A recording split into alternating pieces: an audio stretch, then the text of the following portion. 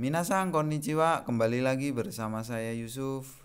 Di video kali ini kita akan belajar bab terakhir di buku Minano Nihongo 1, yaitu bab 25.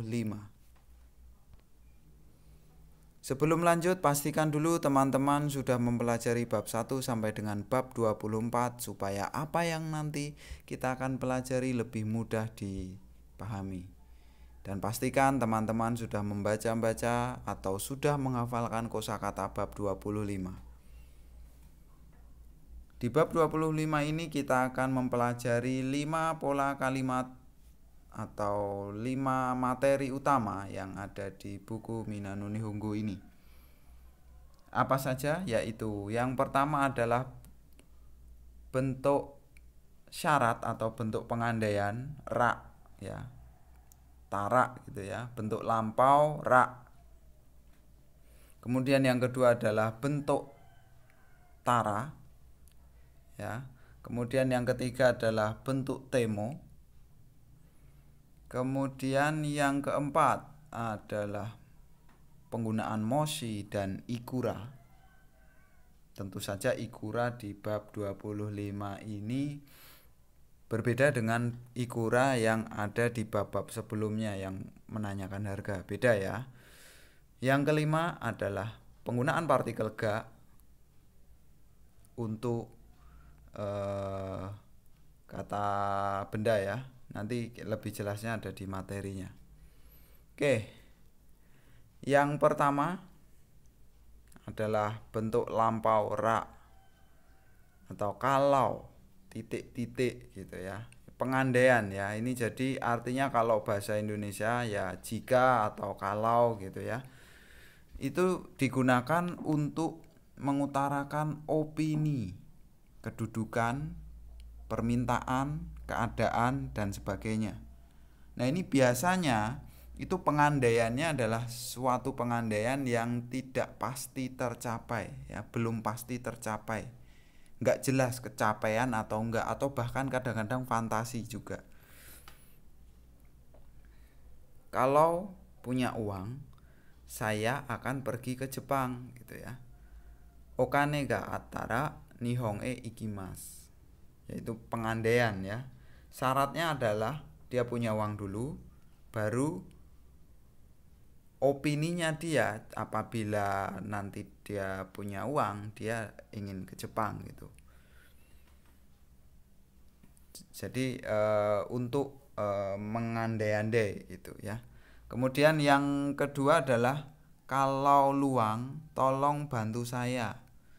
Hima dattara tetsudate kudasai. Kalau luang tolong bantu saya. Nah ini permintaan ya. Jadi syaratnya adalah luang dulu. Jadi kalau Anda luang ya Anda tolong bantuin saya dong gitu ya. Jadi syaratnya adalah jika Anda luang ya bantuin saya. Nah itu pengandaian. Pengandaian untuk permintaan ya, seperti itu. Kemudian yang kedua, kata kerja bentuk tak, bentuk tara ya, lampau tara. Kemudian kalau dalam bahasa Indonesia ya artinya kalau sudah titik-titik maka titik-titik. Ini mirip sekali dengan yang pertama tadi. Bahkan kalau Anda gagal paham dan akhirnya dianggap sama ya ndak apa-apa juga itu dalam percakapan loh ya, tapi kalau dalam soal tertulis ya kadang-kadang jadi masalah juga sih. Cuman kalau dalam percakapan sehari-hari Anda nggak bisa bedain materi pertama dan kedua ini juga ndak masalah juga. Oke, jadi contohnya begini. Kalau sudah jam 9, ayo tidur. Juji ni natara nemasho. Juji ni natara nemasho. Jadi syaratnya adalah kalau sudah jam 9, ayo tidur. Jadi syaratnya itu pasti akan terjadi gitu kan. Kalau misalnya kita lagi jam 9 nih, terus ngomong kalau nanti jam 9 ayo tidur gitu, atau kalau nanti jam 9 ayo berangkat gitu. Itu syaratnya pasti akan kejadian gitu. Makanya sedikit berbeda. Tapi kalau kebalik-balik dengan yang pola pertama tadi juga tidak masalah juga. Cuman kita kan lagi belajar tata bahasa ya, Bumpo ya. Jadi harus lebih teliti dalam kosakata, dalam pola kalimat. Namun kalau dalam percakapan teman-teman tidak boleh terlalu takut salah tata bahasanya. Teman-teman harus berani ngomong. Ya rata-rata kalau orang-orang malah takut salah malah nggak jadi ngomong ya, seperti itu. Oke, kita lanjut dulu. Yang kedua, kalau pulang ke rumah cuci tangan. Uchi ni kaetara teo araimasu. Jadi itu syaratnya ya pulang ke rumah terus cuci tangan gitu kan. Syaratnya adalah pulang ke rumah maka cuci tangan. Ya udah pasti pulang ke rumah kan gitu. Jadi hal, perbuatan, keadaan yang menyusul tercapainya persyaratan pasti terjadi ya, persyaratan yang pasti terjadi gitu ya. Jadi sebelumnya itu ada persyaratan dulu yang pasti terjadi, kemudian diikuti atau disusul dengan perbuatan atau keadaan atau hal-hal yang menyusul itu tadi ya, disusul dengan itu gitu. Oke, berikutnya adalah bentuk temo, yang artinya walaupun. Contohnya, walaupun murah, saya tidak membelinya. Yasuku temo watashi wa kaimaseng. Walaupun murah, saya tidak membelinya. Jadi temo, bentuk temo itu walaupun. Yang kedua, walaupun terburu-buru, saya tetap terlambat. Isoidemo watashi wa chikoku shimasu. Isoidemo watashi wa chikoku shimasu. Walaupun terburu-buru, saya tetap terlambat. Jadi temo itu artinya walaupun ya, masih gampang ya. Kalau ini tidak ada yang mirip, jadi saya kira teman-teman tidak akan keliru. Nah, yang materi keempat itu adalah moshi dan ikura. Penggunaannya yang ikura ini agak berbeda. Yaitu kalau moshi itu syarat dalam pengandaian. Sedangkan ikura itu adalah memperkuat syaratnya. Tapi ini tidak dipakai dalam satu kalimat ya. Dipakainya terpisah. Seperti ini contohnya. Kalau saya dapat pacar, akan saya bahagiakan. Ya, syaratnya adalah kalau saya dapat pacar. Kemudian hal yang akan terjadi adalah akan saya bahagiakan. Moshi kanojoga dekitara shiawase ni shimasu. Moshi ya. Bukan moshi-moshi ya. Kalau moshi-moshi itu halo dalam telepon. Tapi kalau moshi ini adalah penanda syarat pengandaian. Syaratnya adalah kanojoga dekitara. Jadi moshi kanojoga dekitara shiawase ni shimasu. Kemudian penggunaan ikura ya. Seberapapun murahnya ya, atau seberapa murah pun gitu ya. Seberapa murah pun saya tidak akan beli, atau seberapapun murahnya saya tidak akan beli. Itu pakainya ikura ya, seberapapun ya, setinggi apapun, nah itu pokoknya menandakan memperkuat syaratnya itu ya. Ikura ya suku temo ya, syaratnya seberapa murahnya gitu ya, semurah apapun syaratnya ya, saya nggak akan beli itu ya. Ya seperti itu, paham ya. Nanti lebih lancar lagi kalau teman-teman sudah mencoba membuat kalimat sendiri atau latihan-latihan dengan kalimat, membuat pembuatan kalimat yang ada di buku Minano Nihongo. Oke, yang terakhir adalah partikel ga sebagai subjek dalam anak kalimat ya. Contohnya seperti ini. Saya tidak ada teman. Saat tidak ada teman, saya jalan-jalan sendiri. Saat tidak ada teman, saya jalan-jalan sendiri. Jadi anak kalimatnya adalah saat tidak ada teman. Tomodachi ga inai toki watashi wa hitori de sampo shimasu. Syaratnya adalah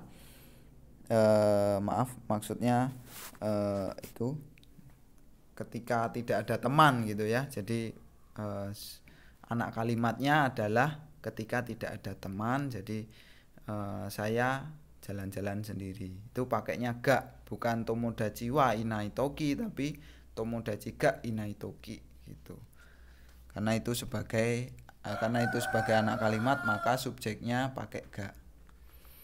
Kemudian yang contoh kedua adalah sebelum Rudi kembali ke rumah, saya membersihkan kamar. Rudi sangga kai rumah ini heao soji shimasu. Jadi karena anak kalimatnya adalah sebelum Rudi kembali ke rumah, maka partikelnya menjadi ga, bukan Rudi sangwa kai rumah ini, bukan. Karena itu anak kalimat, maka Rudi sangga kai rumah ini heao soji shimasu. Seperti itu.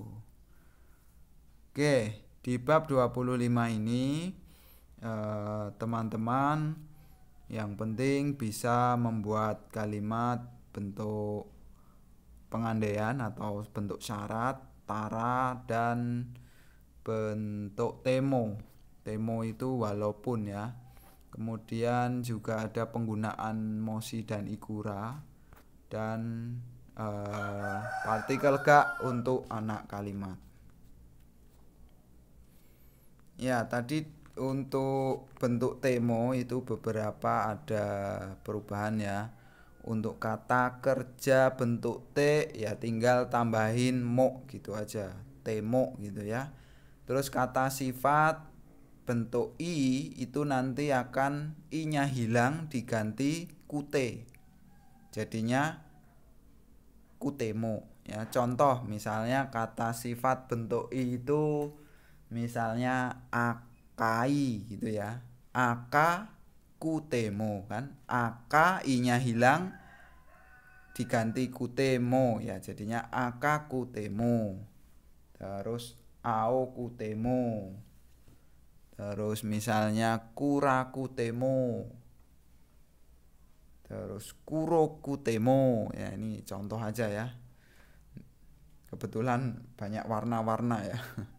Oke, yang berikutnya adalah kata sifat bentuk na. Kata sifat na ya, nakeyoshi. Itu tinggal tambahin D. Jadi misalnya kirei ya, kirei demo gitu ya. Terus misalnya apalagi nigiaka demo, anzen demo, benri demo, dan seterusnya ya. Walaupun titik-titik gitu. Terus ada kata benda tinggal tambahin mo kalau kata benda. Oke, seperti itu. Jadi di bab 25 ini kita sudah belajar yang pertama bentuk tara. Terus yang bentuk tara sendiri ada dua, yaitu pengandaian yang syaratnya itu pasti terjadi, dan syarat yang satunya syarat yang belum pasti terjadi ya, belum tentu terjadi. Yang ketiga adalah bentuk temo atau walaupun. Yang keempat itu penggunaan moshi dan ikura. Yang kelima adalah penggunaan partikel ga dalam anak kalimat. Jadi teman-teman itu yang bisa kita sampaikan di video kali ini.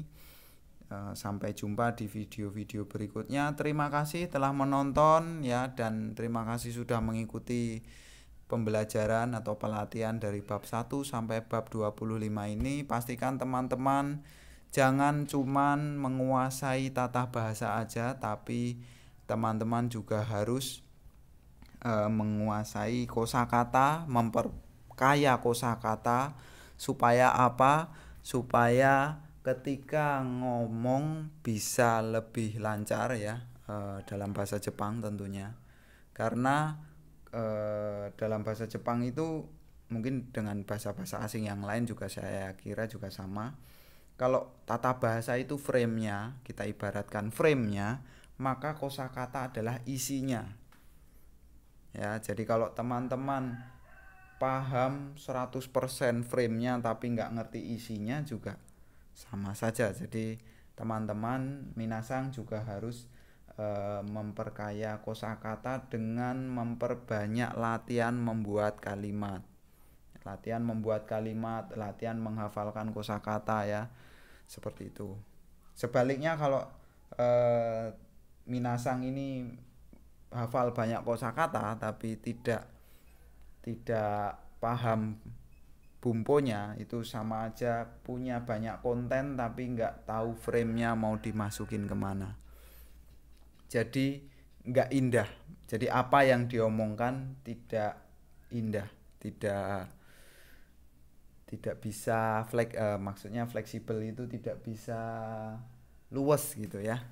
Jadi harus seimbang, kosakata dan tata bahasa harus terus belajar. Cuman kalau kosakata itu rata-rata bisa dipelajari secara mandiri, namun kalau tata bahasa memang perlu diajarin, maka kita buatkan videonya.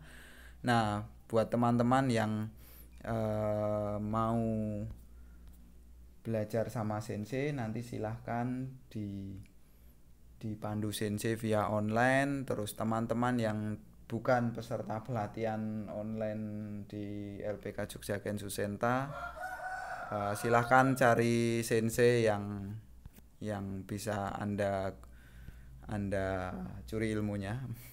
Maksudnya bisa Anda ambil ilmunya atau Anda bisa buat mentor untuk belajar, karena apapun yang Anda pelajari saya kira alangkah baiknya kalau dibimbing oleh mentor yang tepat atau sensei yang bagus supaya bisa berkembang lebih bagus bahasanya. Seperti itu. Jadi video rangkaian video tata bahasa ini teman-teman bisa mengulangnya lagi, memutar ulang lagi ketika ingin review. Dan